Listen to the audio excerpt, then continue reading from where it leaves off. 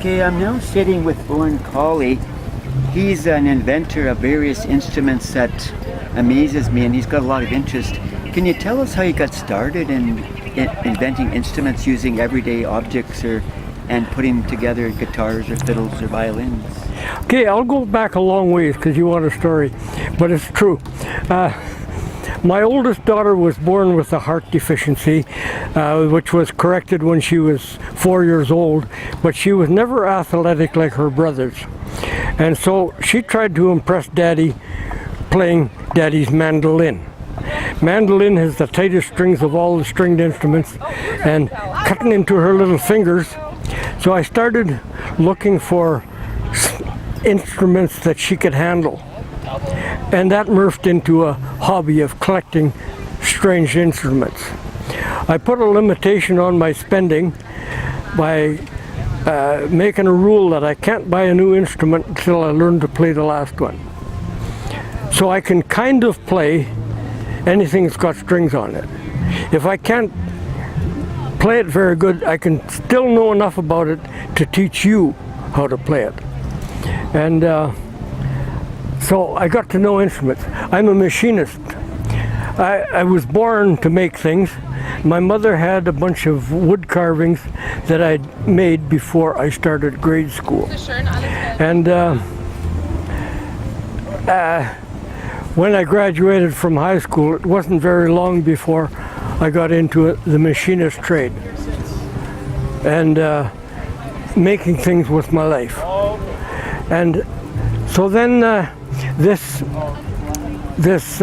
was already a machinist when I started this strange instrument hobby, and if there was anybody going to do the repairs, I did the repairs.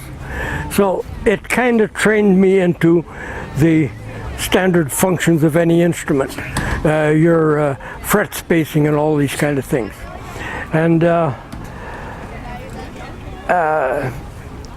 in 1958, pushing myself a little too hard at work. I was commuting 2 hours each way to work. I ran myself down kind of ragged and discovered the doctors calling me dead from a brain aneurysm. Blood vessel burst in my brain, left me in a coma. A year later, when the doctor was telling me about what kind of shape I was in, he said, "Your heart was pumping and your lungs were working. We didn't know if it's the heart keeping the lungs going or the lungs keeping the heart going."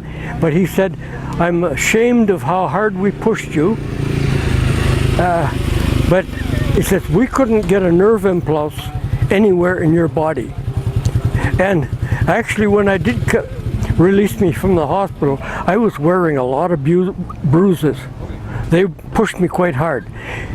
And when he said they couldn't get a nerve impulse anywhere in my body, I said, "Did you try kissing me?" Anyway, I was in a coma for 10 days and woke up remembering everything prior to, right up to where I passed out. I came in the house and told my wife, "I'm going to bed and rest for a while." And then halfway to the bedroom, I said, "Oh, call a doctor and make me an appointment. I'm going to go see a doctor." End of, I was out.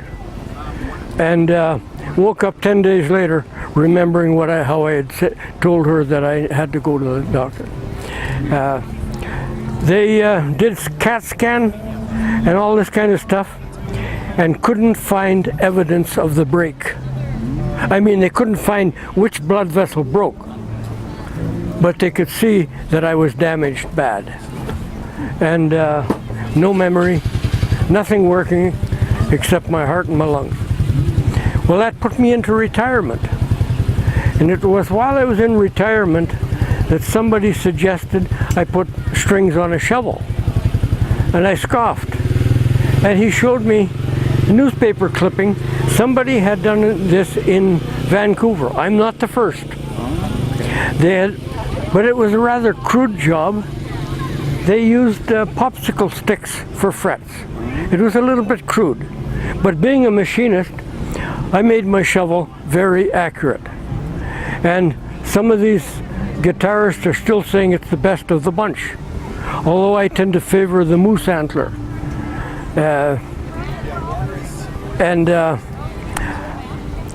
Being a machinist, I like the measurements close and accurate. So all these guitars are fast picking. The strings are close, the action is quick. They're all electric, and you can do wonderful things with the sound. Some of the old timers, my memory it just does a bad thing on me. I was just thinking of the names when I started to say this, and they got away on me. But anyway, all the people that know music know who started all this electric stuff. And anyway, it's been funny. It's amazing how many men's tools, like a shovel, have a handle that's the right length for a guitar. I walk into a store and I see a manure fork, and I thought, hey, that's exactly the right length for a guitar. I walked into another store and I see a double-bladed axe.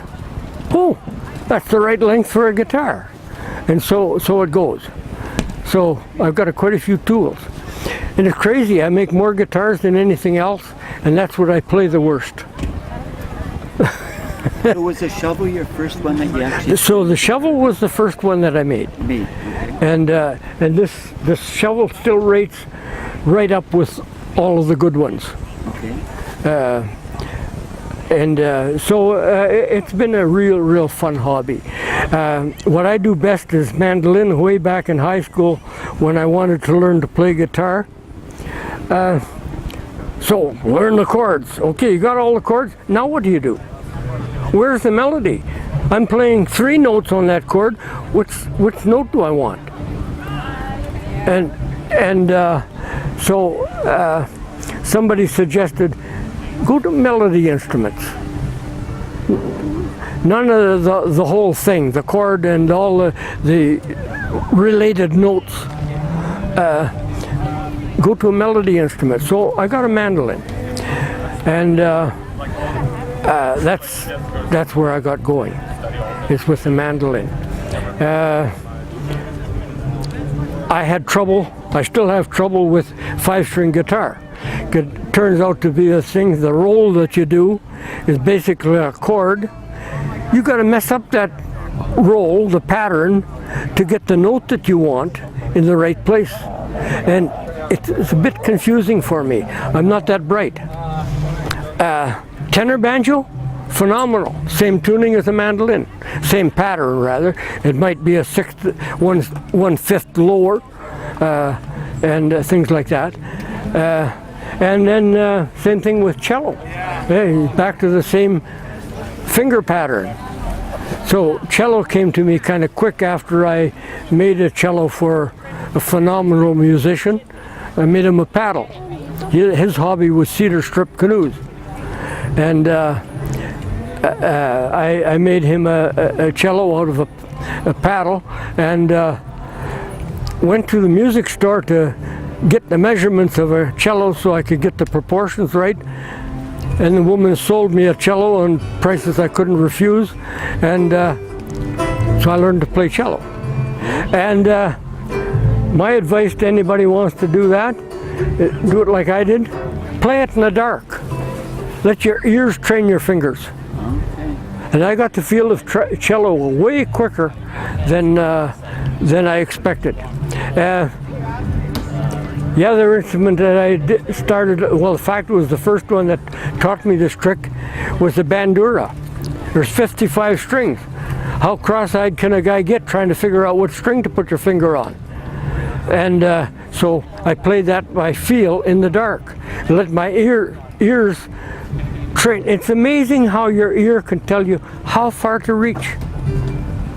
And so I've got quite a few instruments besides what I've made, but I only bring my own manufactured stuff here to the festival, and so And these instruments all for just demonstration purposes, right? You're not in the manufacturing business to market them out there and sell them. They're just people that come and play them, inspire them.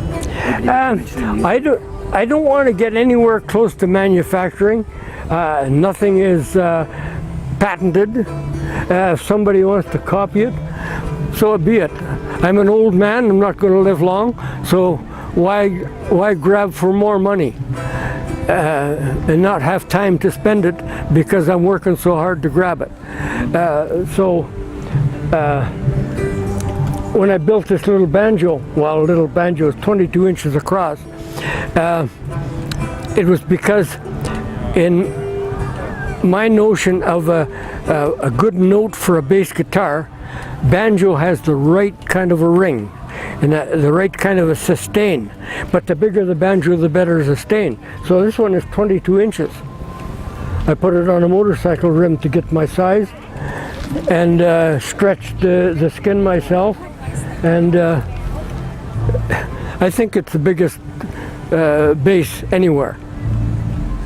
So when it comes to making these different guitars, mandolins, how long does it take you to make something like that? It varies tremendously. The double-bladed axe, the first one took me about 2 weeks. The second one, I made one for Kevin O'Leary when he was campaigning to run for leadership of the party. Oh, and I said, an axe? Was it? yeah, a double-bladed axe. And I suggested he use that to cut the deficit. Okay. Yeah. It went over real good. So then they talked him out of running to completing the race, and he would have won, I'm positive. But anyway, I promptly went back and got another one, and that one I put together in a week because I knew what I was doing. So he's a musician, right? So what did he think of when he played it? Did he Well, he was impressed. about the design and Well, the sound, an axe and make it into the balance, the whole bit, the close action on the strings for picking, real fast action picking, and he was very impressed. But the crowd was impressed too. They didn't expect an axe to come up with full quality music of any good Fender or name it guitar. and it was electric too? Yeah, it was electric. Yeah, there's no sound box anywhere on an axe, and so it was electric. Oh, okay. And basically, they like kind of a dead wood for a electric vehicle instrument. You don't get any ringing, and can't get much deader than an axe. Okay. But so then I promptly made a second one for myself. It's here in the trailer. So did you actually donate that then to Kevin O'Leary? Yeah, Because you don't yeah, sell any. yeah. You're not interested. Oh yeah. You just made it as a gift to him and Yeah. show it around As as a fun thing, I guess. I will make an instrument for a special person for a special purpose, but I don't want to go into production because then I'm working like I was working when my head blew up. I'm working too many hours, and I'm getting old. So what's your previous background then before you I was a machinist. and did you work at a shop then? I took my training in the mine. And there was an interesting thing. When I was in trade school for the sessions that we sent down to the trade school, one of the young guys was patting himself on the back that he was tool and die maker. That was the trade he was lining up. And he says, our work is so precision.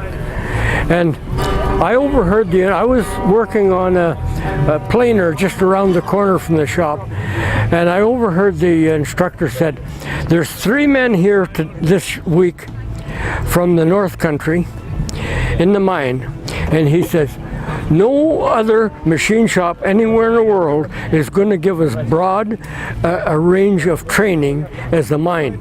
Things break, they've got to fix it now. Right. And so my foreman up in the mine said, You guys get so relaxed out here, he says. When you hit the big shops out in civilization, get into production, he says, and you got so many pieces an hour to produce, he says, you're not going to make it. I never had trouble being the top machinist within weeks in every machine shop I worked in after I left the mine. So, because the vast experience we got in the mine, and so that was my trade. And then machine shop I was working for pushed their limits and with good products ran themselves cash short. I've seen this happen many times, and went bankrupt with a phenomenal good product. They should never have gone bankrupt, but they overspent and were cash short. And so I took a job in a maintenance job in the milk plant. But in the milk plant I had to recover all trades, steam and hydraulics and everything. And welding, food grade welding, TIG, pressure welding, just everything. Because of the boiler, I had to do pressure welding, and that's where I was working.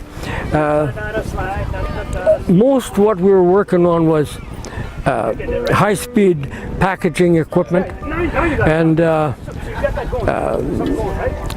that's where I was putting in too many hours and working and commuting a 2-hour drive to a 10-hour job, and then add some overtime.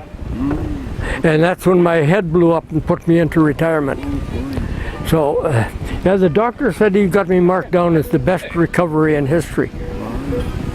So when it comes to the parts for your guitars, how do you get your parts? Well, some of them come off of dead guitars, and some I make myself. A lot of these tuners are done with a screw and a wing nut, and then so you tighten them, tune it with a screwdriver. Okay. And I do that on quite a number of them.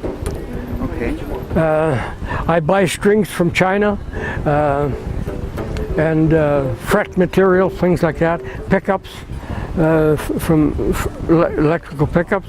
But quite a few of my instruments, and some of the best pickups are PCO transducer, which is a buzzer out of a burglar alarm. It's a quartz crystal that you put measured electricity to it, makes a sound equivalent to what you measured. That's what they do in these little talking dolls that they make for kids, things like that. But they're working in reverse.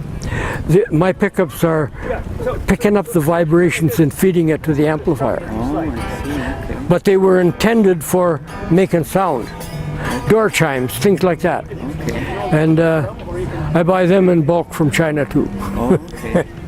This one is a phenomenal pickup, and all it is about the size of a quarter. Okay.